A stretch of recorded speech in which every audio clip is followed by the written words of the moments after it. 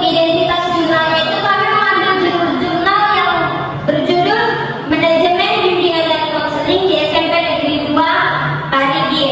Nah, untuk nama jurnalnya itu Jurnal Pelita Nusantara, yang dimana memiliki volume 1, nomor 3, dan memiliki 6 halaman yang dimulai dari halaman 358 sampai 364. Nah, untuk tahun terbitnya itu pada tahun 2023. Nah, jurnal ini tuh memiliki 4 orang penulis. Yang pertama ada Laila Mutmainah, yang kedua ada Ujang Saiful Millah, yang ketiga ada Wulandari, dan yang keempat ada Yusuf Maulana.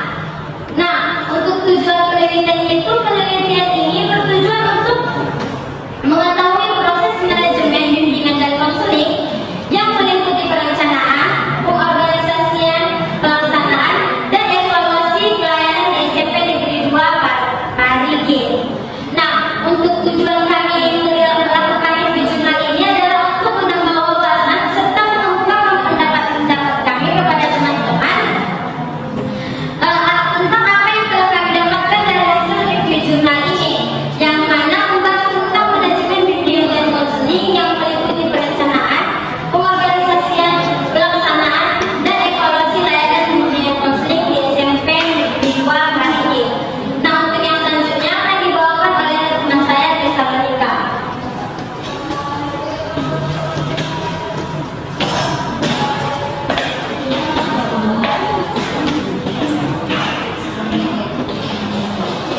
Oke, selanjutnya ada subjek penelitian yang dimana 4 guru BK yang masing-masing memangku dan melayani 150 siswa. Jadi di SMP 2 tadi ada terdapat 4 guru BK yang masing-masing memangku 150 siswa per guru BK. Jadi di dalam sekolah itu juga bukan hanya guru BK yang berpartisipasi dalam sekolah tersebut, tapi ada kepala sekolah, direktur BK, dan juga guru wali kelas, yang dimana kepala sekolah itu memberikan arahan dalam pelaksanaan monitoring bimbingan konseling di sekolah. Kalau dia koordinator BK, dia berperan sebagai merencanakan dalam membuat program kegiatan yang dilakukan dalam koordinasi dengan BK yang menyusun serta melaksanakan BK di sekolah tersebut. Dan yang terakhir ada wali kelas, yang dimana wali kelas ini berperan penting dalam memberikan wejangan serta memberikan arahan kepada siswa-siswa tersebut dan sebagai orang tua wali di sekolah. Lalu ada slide selanjutnya itu mengenai asesmen data, yang dimana penelitian ini mengambil data utama dari wawancara dengan 1 guru BK di SMP 2 Negeri Parigi. Data yang dikumpulkan berfokus pada proses manajemen BK, mulai dari perencanaan, pengorganisasian, pelaksanaan, hingga evaluasi. Selain itu, peneliti juga memanfaatkan dokumen tahunan, ada bulanan hingga mingguan, yang disusun berdasarkan asesmen kebutuhan siswa menggunakan instrumen ITP ataupun DCM. Yang selanjutnya ada metode penelitian. Metode penelitian yang digunakan itu yaitu metode penelitian kualitatif deskriptif, yang dimana penelitian ini mewawancarai 1 guru BK sebagai subjek utama dengan objek penelitian berupa proses manajemen BK di sekolah. Analisis ini juga dilakukan secara deskriptif, yang artinya data yang diperoleh diolah dan dijelaskan kembali secara sistematis dan faktual. Tahap selanjutnya ada mengenai langkah-langkah penelitian. Yang pertama itu ada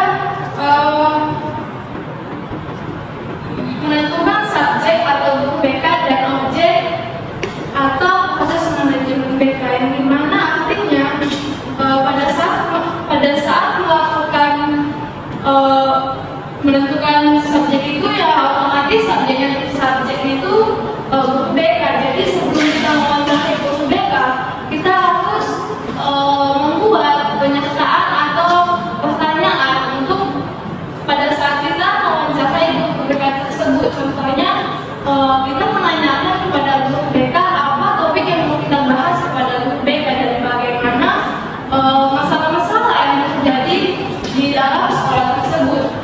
Lalu ada dia melakukan wawancara mendalam, yang dimana yang artinya pada saat melakukan wawancara secara mendalam,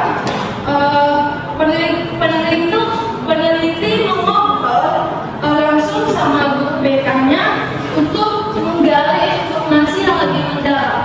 Jadi maksudnya pada saat kita ingin mewawancarai guru BK tadi, kita harus menggali lebih dalam lagi mengenai masalah apa yang terjadi di sekolah tersebut.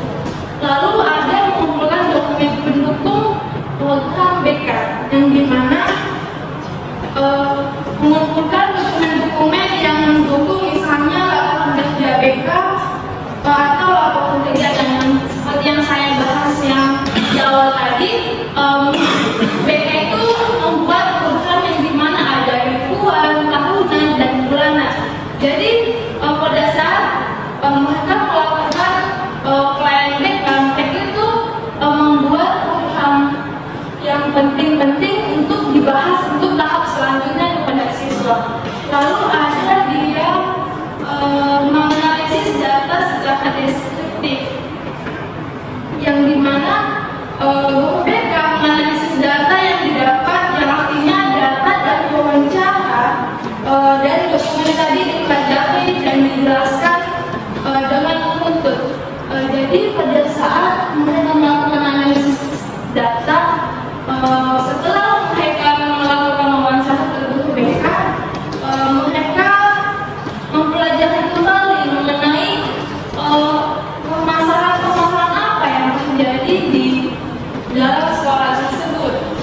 Lalu tahap selanjutnya itu menyusun laporan dari hasil penelitian, yang dimana mereka kembali menuliskan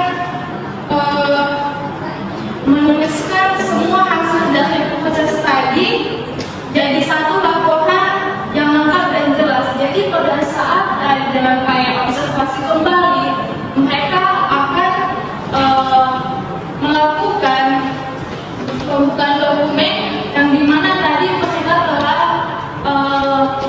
membuat data-data yang penting mengenai masalah-masalah yang terjadi terhadap siswa tadi. Step selanjutnya ada mengenai hasil penelitian. Jadi hasil penelitiannya menunjukkan bahwa manajemen BK di SMP Negeri 2 Perigi berjalan sangat cukup baik. Program ini disusun berdasarkan kebutuhan siswa, layaknya dibuka secara terstruktur dan evaluasi dilakukan secara berkala. Evaluasi yang dilakukan meliputi evaluasi proses dan hasil yang menurut kami sudah secara menyeluruh. Namun jurnal ini belum membahas secara detail bagaimana tindak lanjut dari hasil evaluasi. Misalnya apakah ada perubahan berdasarkan masukan dari siswa atau pihak lain. Mungkin sekian dari pemaparan materi saya akan dilanjutkan oleh Ren.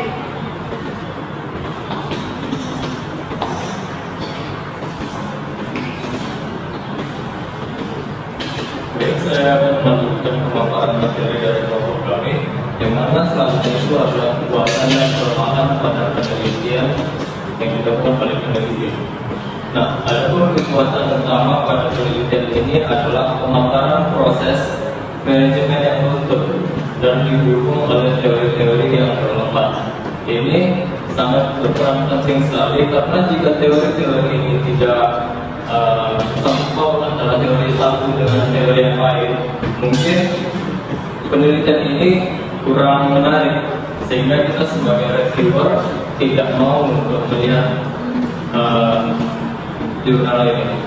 Nah, selain itu peneliti juga menekankan tentang pentingnya kolaborasi antara guru BK, wali kelas, dan kepala sekolah, yang mana ini sangat membantu sekali untuk kita menambah wawasan kita dalam berkreatif lagi, membuat ide-ide tentang kolaborasi yang ada pada sekolah. Ini juga membantu dalam pelaksanaan program bimbingan bahasa Inggris di sekolah. Nah, ada pun kelemahan pada penelitian ini adalah terletak pada data dan data yang tidak maksimal karena menggunakan metode kualitatif deskriptif. Jika peneliti menggunakan metode kuantitatif, mungkin data yang dihasilkan akan maksimal dengan menggunakan statistika yang ada. Nah, lalu kurangnya pembahasan mengenai kendala dan solusi yang untuk mengimplementasikan program layanan BK ini, yang mana pasti banyak sekali kita mengalami kendala-kendala, yang mana kendala itu akan mendapatkan solusi untuk mengimplementasikan program ini. Nah, penelitian ini juga belum mengeksplorasi lebih jauh lagi, sehingga tidak tahu dampak jangka panjang apakah ini berhasil atau tidak. Dampak jangka panjang ini bisa bersifat positif maupun negatif, karena jika positif itu sangat membantu sekali dalam mengembangkan karakter siswa. Jika itu negatif, itu biasanya kualitas dari guru BK-nya yang rendah, yang tidak memahami materinya sendiri.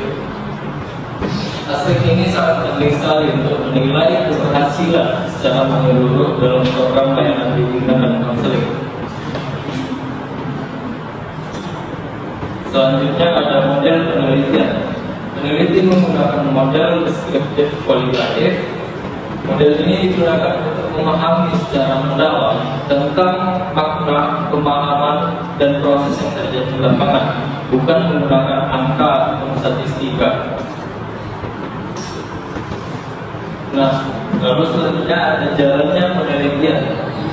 Peneliti lebih memfokuskan pada aspek perencanaan, pengorganisasian, pelaksanaan, dan evaluasi. Nah, peneliti juga menyusun instrumen wawancara, yang mana instrumen ini adalah alat bantu dalam mengumpulkan data dalam wawancara yang akan menggali informasi dari guru BK yang ada di sekolah tersebut. Lalu ada pengumpulan data. Data dikumpulkan melalui wawancara kepada salah satu orang guru BK yang sebagai informan utama. Mengapa hanya salah satu saja? Karena jika kalau keempat-empatnya diwawancara secara langsung, mungkin hasil tidak akan kondusif, karena mungkin ada perbedaan perspektif dari masing-masing guru BK yang ada di sekolah tersebut. Nah, wawancara ini difokuskan pada 4 aspek utama yang ada pada manajemen bimbingan dan konseling yang tadi. Lalu analisis data.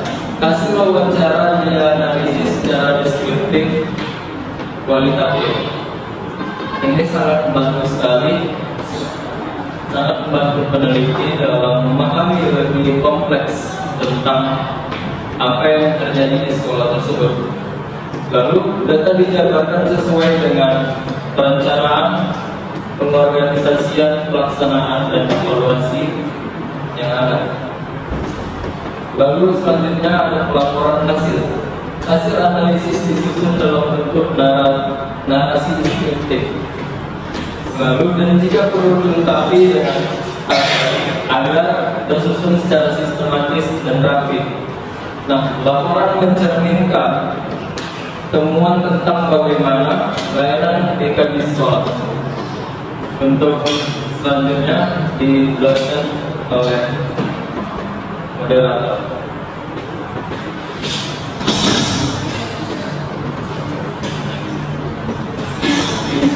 Nah, baik, kesimpulannya itu jurnal ini telah menggambarkan manajemen bimbingan konseling di SMP Negeri 2 Parigi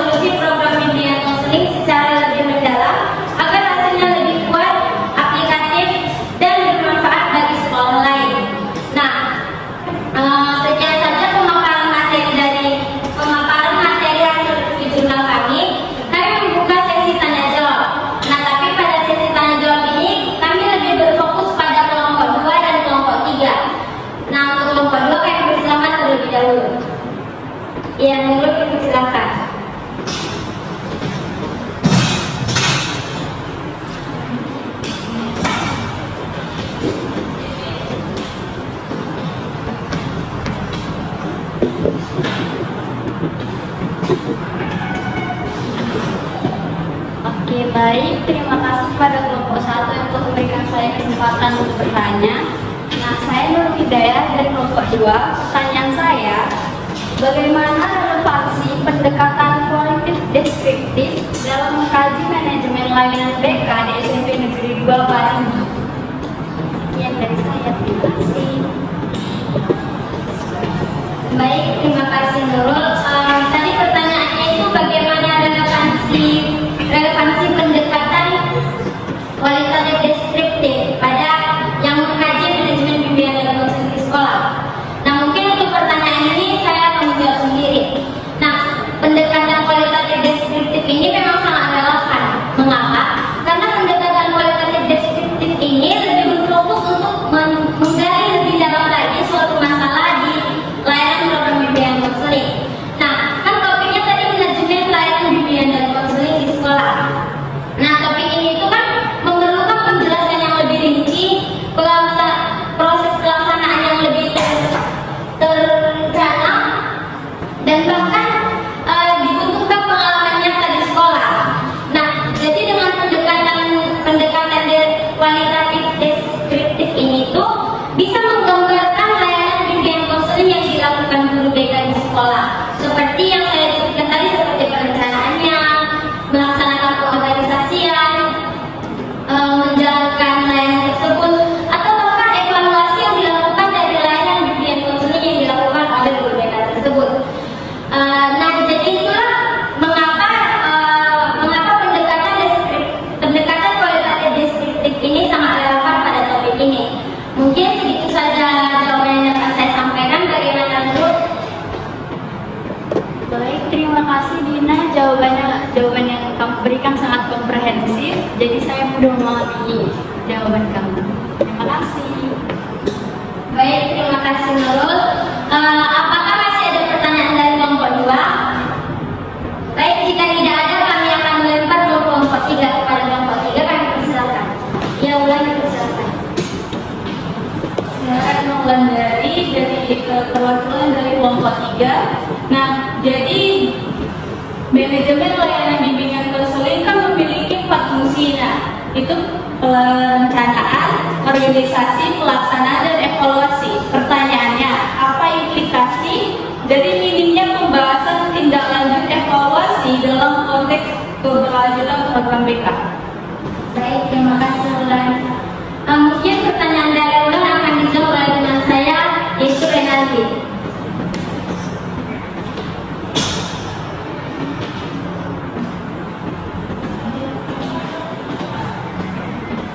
Baik, saya menjawab pertanyaan dari Ulan.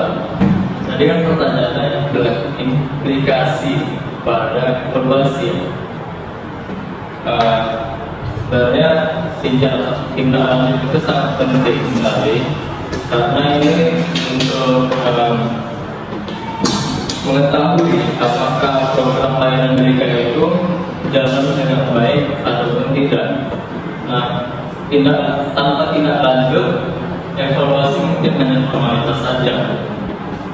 Padahal kan masukan dari siswa ataupun guru lain itu sangat penting dalam proses pengembangan kedepannya. Nah, menurut saya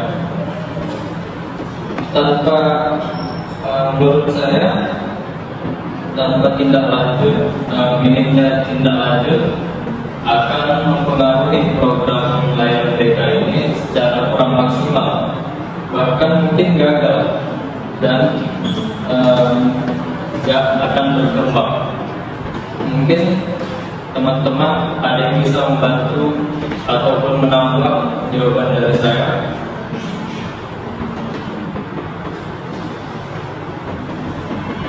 Dan bagaimana pada Bulan atas jawabannya?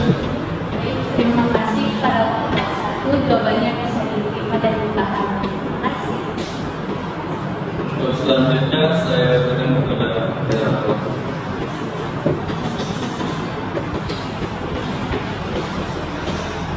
Baik, terima kasih Rex sudah menjawab pertanyaan dari kelompok 3. Nah, teman-teman, apakah ada masih yang memiliki pertanyaan selain dari kelompok 2 dan kelompok 3? Nah, baik, jika tidak ada,